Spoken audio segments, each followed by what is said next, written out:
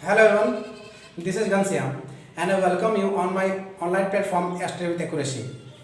जैसे कि पिछले क्लासेस में हम क्या कर रहे थे, हम प्रीवियस ईयर्स की कोई एक क्वेश्चन उठा रहे थे जिसे वोकैब पूछा गया है और वो जो वोकैब पूछा गया उसका मीनिंग और उससे रिलेटेड जो 4 ऑप्शंस दिया गया है, उससे रिलेटेड जो 4 ऑप्शन दिया गया है हम उसके बारे में डिस्कस कर रहे थे।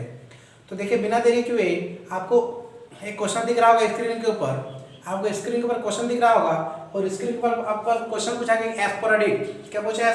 एस्पोराडिक। एस्पोराडिक का सिनोनिम क्या होगा? देखिए मैं यहाँ पर लिख रहा हूँ, उम्मीद करेंगे आपको दिखाई देगा। देखिए एस्पोराडिक, एस्पोराडिक, इसका सिनोनिम पूछा गया है। आपको इसका सिनोनिम पूछा गया है, आपको एस्पोराडिक का सिनोनिम पूछा गया है और आप स्क्रीन पे अगर देखेंगे तो आपको 4 ऑप्शंस दिया गया है। 4 ऑप्शंस में आपका पहला ऑप्शन है कंटिन्यूअस। पहला ऑप्शन आपका क्या है? कंटिन्यूअस। देखिए कंटिन्यूअस मतलब होता क्या है?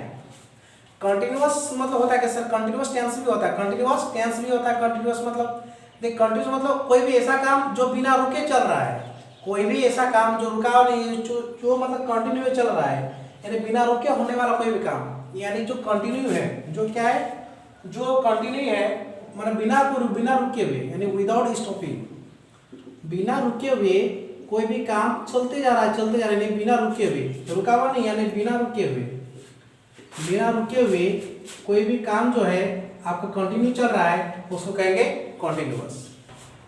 अब देखिए स्क्रीन पे देखिएगा, आपको ऑप्शन बी आपको दिख रहा होगा। ऑप्शन बी में आपका है इनडायरेक्ट। क्या है? इनडायरेक्ट। ऑप्शन बी में क्या है? इनडायरेक्ट। हम समझेंगे इनडायरेक्ट का मतलब क्या है। इनडायरेक्ट का मतलब क्या है कि मतलब होता है डायरेक्ट, यानी कोई भी ऐसा काम यानी आप डायरेक्टली करते हैं और एक ऐसा काम आप इनडायरेक्टली करते हैं। तो डायरेक्ट का मतलब होता है प्रत्यक्ष रूप से, एकदम आप ही कर रहे हैं सामने डायरेक्ट। जैसे मैं और आप यूट्यूब के द्वारा, ऑनलाइन प्लेटफॉर्म के द्वारा हम डायरेक्ट कनेक्टेड है कि नहीं, बस वही डायरेक्ट। और उसी का ऑपोजिट आपका इनडायरेक्ट यानी अप्रत्यक्ष। इसको हम लोग क्या कहेंगे? अप्रत्यक्ष। आपको ऑप्शन सी दिख रहा होगा। ऑप्शन सी में आपको दिख रहा होगा रिपीटिटिव, एक वर्ड दिख रहा होगा रिपीटिटिव, REPETITIV। देखिए रिपीटेटिव जो वर्ड है वो अपने आप में काफी ज्यादा इंपॉर्टेंट वर्ड है। रिपीटेटिव जो वर्ड है वो अपने आप में काफी ज्यादा इंपॉर्टेंट वर्ड है। रिपीटेटिव मतलब क्या होता है? कोई भी ऐसा काम जो बार बार रिपीट हो रहा हो, कोई भी ऐसा काम जो बार बार रिपीट हो रहा हो, बार बार रिपीट होने से आदमी बोर हो जाता है कि नहीं। मान लो कोई भी काम है, अगर आपको कहीं एक ही जगह बार बार जाना पड़ रहा है, आप क्या होते हैं? बोर हो जाते हैं। यानी एक ऐसा काम मतलब बार बार होने से आदमी का रुचि उस पर से हट जाता है या फिर आदमी का रुचि उस पर से घट जाता है। यानी हम बोल सकते हैं कि नॉट इंटरेस्टिंग। इसको इंग्लिश से हम देख रहे होंगे, स्क्रीन पर भी लिखा हुआ होगा not interesting because the same thing happened too much, the same thing happened too much। यानी कोई भी चीज बार बार हो रहा है, इसीलिए क्या हो रहा है, कोई भी चीज बार बार हो रहा है जिसके कारण आदमी का उस पर रुचि है वो रुचि नहीं रहता है। देखिए कोई भी अगर नया चीज अगर फर्स्ट टाइम होता है तो आदमी का क्या, तो उसे इंटरेस्ट जगता है। लेकिन आप वही सोचिए, वही चीज अगर बार बार हो रहा है तो आपका इंटरेस्ट घटेगा कि नहीं घटेगा? बस उसी का हम लोग क्या कहेंगे? उसी का हम कहेंगे रिपीटेटिव। और इसका एग्जैक्ट मीनिंग आपको स्क्रीन पर दिख रहा है। मैं यहाँ जस्ट आया हूँ आपको समझाने के लिए, अगर आपको वर्ड का मतलब किस तरह से समझना है और किस तरह से अपने अंदर लाना है। देखिए लास्ट ऑप्शन आपका दिख रहा होगा, ओकेजनल, OCCASSI होगा। देखिए ओकेजनल का मतलब क्या था? ओकेजनल का मतलब होता है कि मतलब कभी कभार जो होता है। ओकेजनल मतलब क्या? कभी कभार। जैसे आप अपना मामा घर चले, जैसे एग्जाम्पल देंगे सूरज अपना मामा घर चला गया, रेगुलर तो जाता नहीं, कभी कभार चला गया, तो उसका क्या कि ऑकेजनल, यानी नॉट रेगुलरली यानी कभी कभार।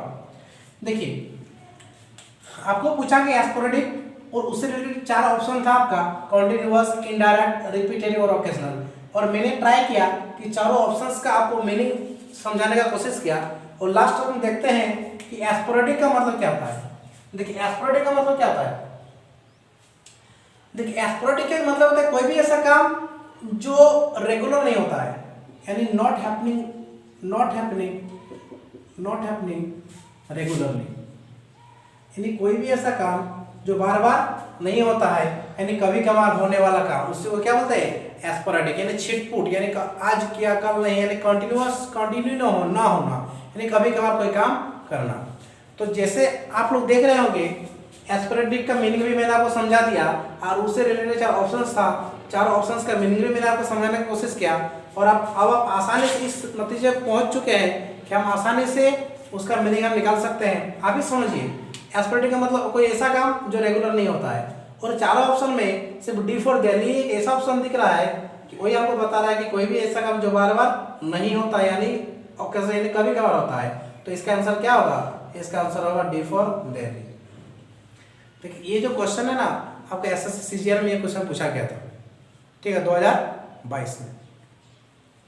चलिए अब हम देखेंगे, अब हम और एक लेंगे सिनोनिम और उसका ऑप्शंस को हम लोग देखने वाले हैं। चलिए दोस्तों अब हम देखते हैं कि देखिए मेरे आपके सामने एक वर्ड लिखा हुआ क्या, डिलेक्टेबल का एप्रोप्रिएट सिनोनिम क्या होगा। और ये जो आपका क्वेश्चन यानी जो आपके स्क्रीन पर भी दिख रहा होगा, डिलेक्टेबल जो है ये आपका 1 दिसंबर यानी 1 दिसंबर 2022 को एसएससी सीजीएल के 4th शिफ्ट में पूछा गया सवाल है।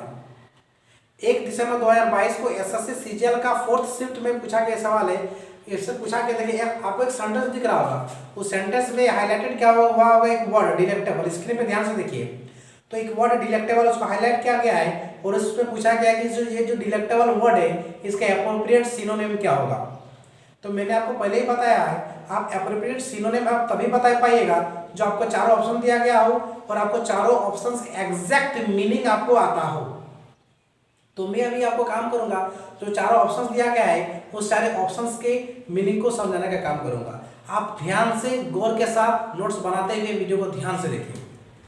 देखिए एक वर्ड स्टेल, देखिए स्टेल जो वर्ड है हम लोग फूड के लिए यूज करते हैं। स्टेल जो वर्ड है हम लोग फूड के लिए ये यूज है। देखिए ये जो स्टेल वर्ड है हम लोग फूड के लिए यूज करते हैं, यानी एक ऐसा फूड जो है मतलब उसका जैसे ओल्ड हो गया या फिर वो फ्रेश नहीं, जैसे रात का खाना, रात का खाना है कि सुबह हो जाता है उसको हम लोग क्या बोलते हैं, बासी बोलते हैं, यानी हम लोग के खाने का वो लायक नहीं रहता। जैसे मान लीजिए शाम को मैंने शाम 4 बजे बनाया खाना और उसको हम सुबह 8 बजे खाएंगे तो खाने लायक होगा?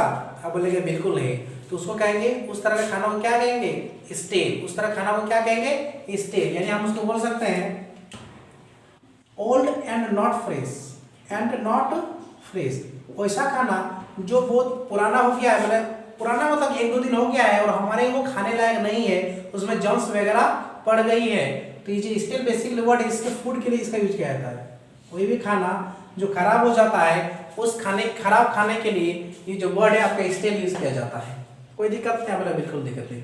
देखो डिलीशियस तो आप लोग जानते हैं, having a pleasant taste of food और एयर, या फिर सुगंधित बोल सकते हैं, फिर स्वादिष्ट भी बोल सकते हैं। डिलीशियस मतलब क्या, जैसे हम कहेंगे सूरज के घर में कोई खाना बना हुआ है तो कहेंगे डिलीशियस फूड बना हुआ, डिलीशियस फूड, ठीक है।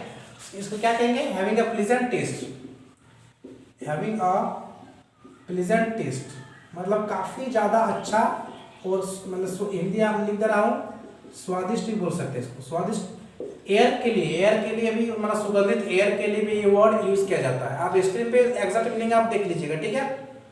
देखिए न्यूट्रिशियस, देखिए हम लोग को कहा जाता है कि हम लोग को मतलब खाना में न्यूट्रिएंट्स होना चाहिए। न्यूट्रिएंट्स मतलब सभी प्रकार के चीजों का अच्छी तरह से मिलावट होना चाहिए, यानी बैलेंस डाइट होना चाहिए, यानी पोषक तत्व।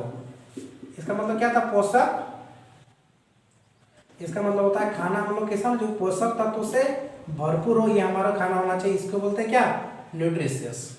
देखिए रोटेन, इस वर्ड से तो हम लोग बहुत अच्छे से परिचित है। रोटेन मतलब वैसा खाना जो सड़ गया है, वैसा खाना जो जैसे मान चलिए रोटी आप मतलब रोटी बनाया था एक तरह को, और रोटी एक आदमी खा रहा 3 तरह की रोटी देख रहा, तो खराब कि नहीं सड़ेगा। यानी कोई भी खाना जो खराब हो जाता है, जो सड़ जाता है, उसको क्या बोलते हैं, रोटेन, यानी सड़ा हुआ खाना, या फिर खराब खाना बोल सकते हैं, खराब हुआ खाना, यानी